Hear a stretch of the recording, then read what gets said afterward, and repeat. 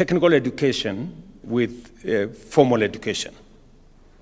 And again, there was a very big debate. I remember Professor Ogot, then he was Vice Chancellor of Moi University, writing a very long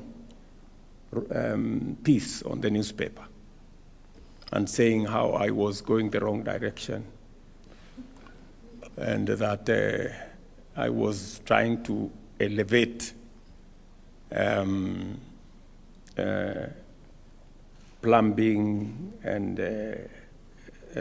carpentry and all to the status of a university.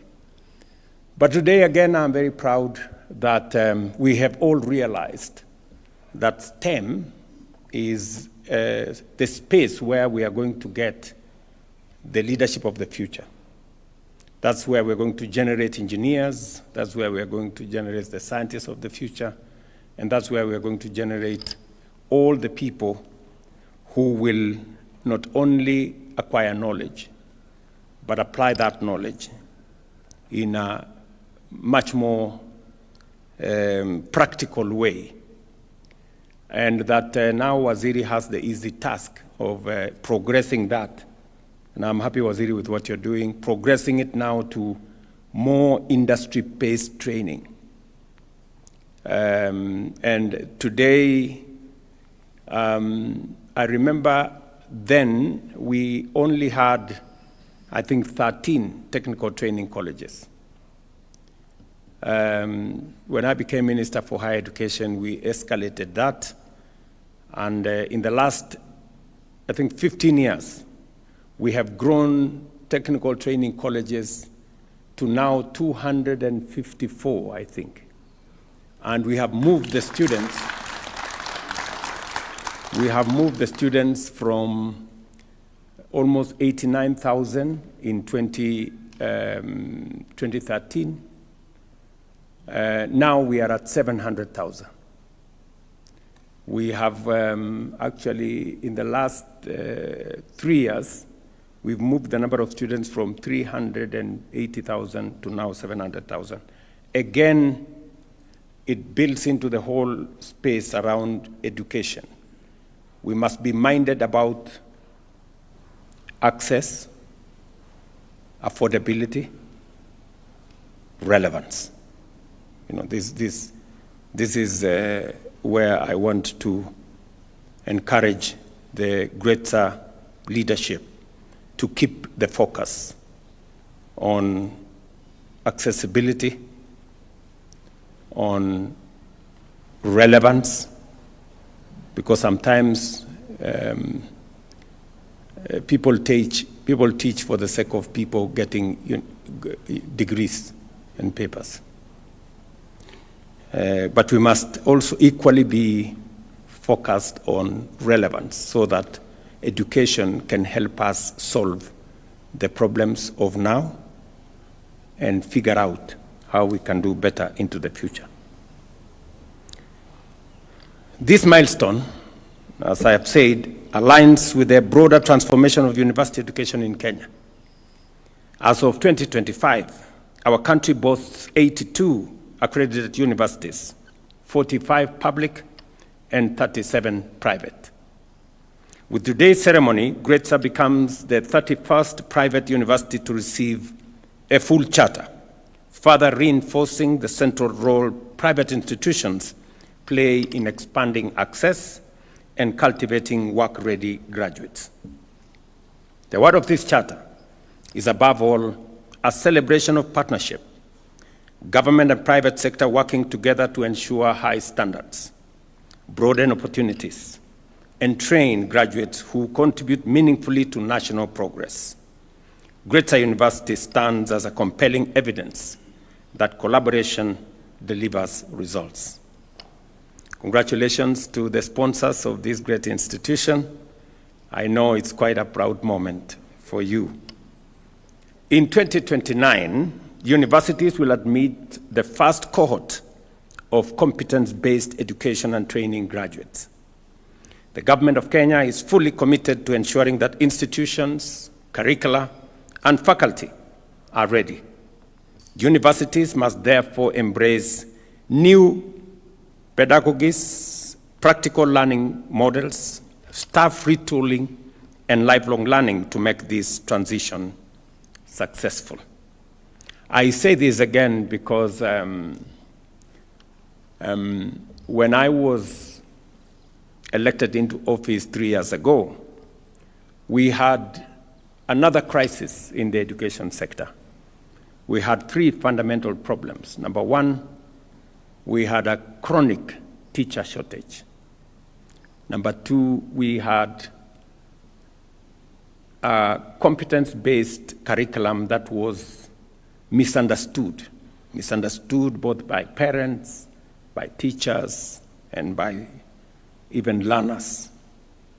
And number 3, we had a chronic problem on university funding, or higher education funding specifically.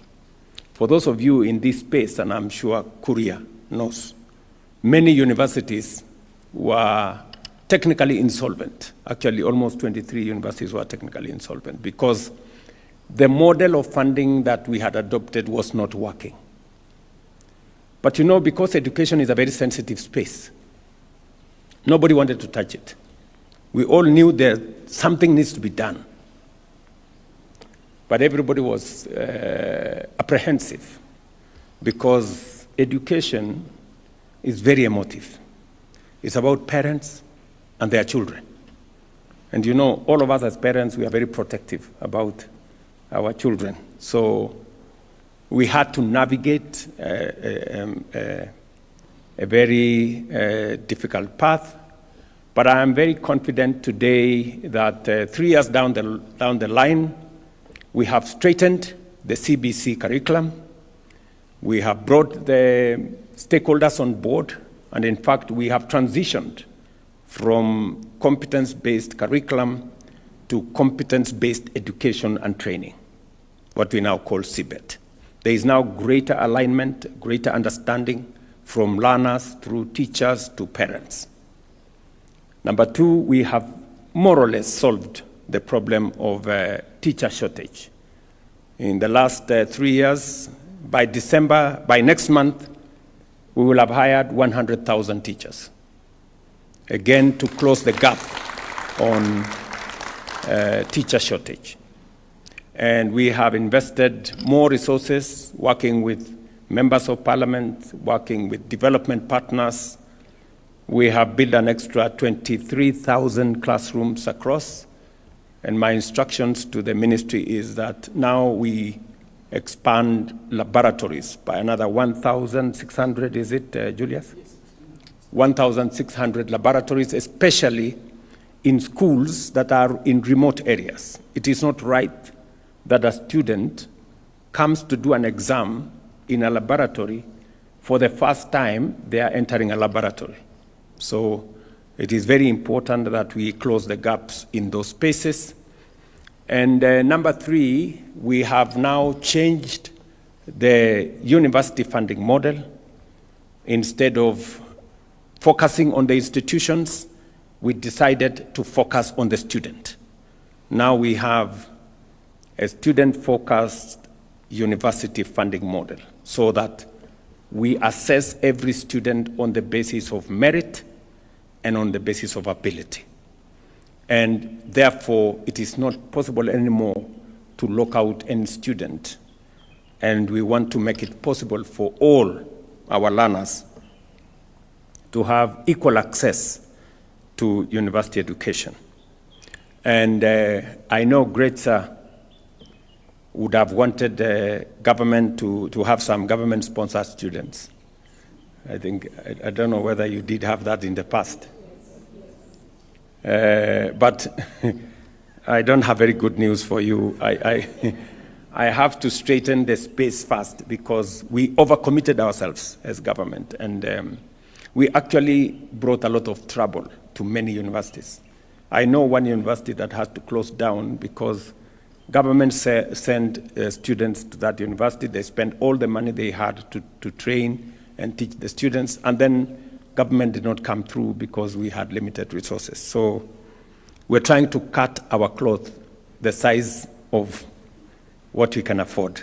So, but progressively, I know that we will, as we expand the space, we will find a partnership that will not undermine your ability to teach, but will also give us space to train more and teach more.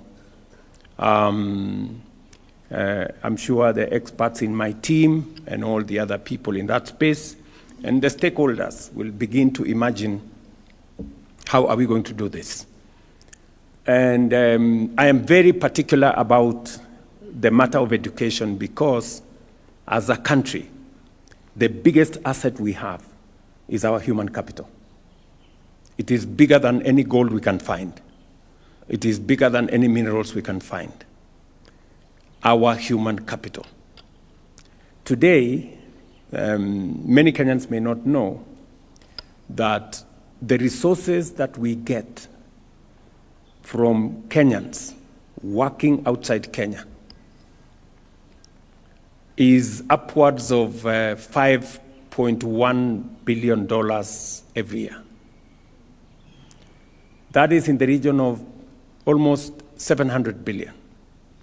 It is higher than what we get from tea, what we get from coffee, what we get from horticulture, all of it combined. We still make more money from our human capital than from the export of any crop or any commodity. And that is why education becomes significantly important for us as a country. It is also the reason why I have deployed more resources into the education sector. This year, Ogamba, we are at 702 billion shillings. Yes, we have, because it is, many people may not know, but that is the biggest asset that we have as a country. And we are lucky that we have literally the best human capital you can find anywhere in the world. I have been to many countries, and I have spoken to many institutions. And Kenyan human capital is premier human capital. And I'm very proud of it. A week ago, 10 days ago, I was in Qatar, and the government there was saying, you see, we have Kenyans working for us here.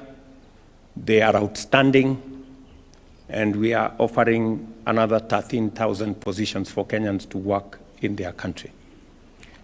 I know many people look at it as brain drain. And in my very honest opinion, I think it's not brain drain, it is brain gain. Because the more Kenyans work outside, the greater the exposure they have, and the more they bring back to our nation. The experience they get outside there, the knowledge they get outside there, the transfer of skills that comes as a result of Kenyans who work outside, the work ethic that comes with it informs what we do as a country.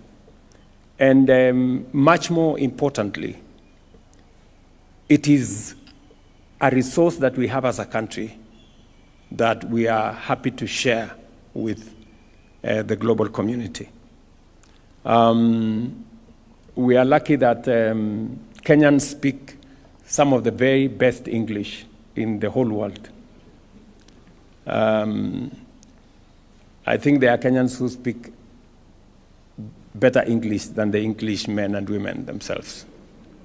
Certainly, we speak better English than all African nations. If you listen to other people speak, I don't want to mention which ones, you will not know whether they're speaking English. And so, because we have a great human resource, we are proud to share with the rest of the world, and in the process, use it as an asset to develop our own country. This morning, I was having a conversation with companies that we have agreed with to build with us the road from Rironi to Mau Summit, which is starting in the next week or so. And the conversation I was having with them is on skills transfer. We are putting up the largest road infrastructure under a private-public partnership, the largest in the Republic of Kenya. And we would want expertise that will help us in going into the future for us to be able to do this with our own human capital. You know, when I was Minister for Higher Education, many people thought plumbing is a job for, people very down there. Until we built the SGR. You cannot believe it. We imported plumbers to come and do the SGR. Plumbers. Because plumbing, I discovered, was such a very high-skilled job that not everybody can do it. And yet, if you ask ordinary people here, they think plumbing is for the people who have not gone to school. So there is a lot that we have to rethink as we drive our education system. And therefore, I want to encourage Greater University, as I do all our other universities and institutions of higher learning, to invest more in research to get us better professionals, to build, partnerships and collaboration across the world so that we can up the knowledge that we transfer to our students, we can improve on our skills, and we can improve on our professional and all the other skills that we need. Ladies and gentlemen, I urge all universities to integrate artificial intelligence into their teaching, research, and institutional operations. I commend the Ministry of Education for developing a national oral policy that will guide structured, high-quality online learning across all our universities. Research and innovation must remain the foundation of our universities. Institutions must bridge the gap between theory and practice so that their graduates become job creators, innovators, and central actors in Kenya's industrialization and economic growth. To the founders, Chancellor Kibathi Mbogwa, Vice Chancellor Peter Ndishu Karanja, and the entire leadership, staff, and students and alumni. Thank you for your dedication and integrity. Under Dr. Mbogwa's visionary leadership and Dr. Karanja's dynamic stewardship, Greater has upheld its promise of excellence, relevance, and service. To the students of Greater, and it's unfortunate I'm told there is a graduation tomorrow. I wish I would have made it to the graduation, but I have now an invitation to come to one of the ceremonies, and I look forward to... were you serious about the invitation?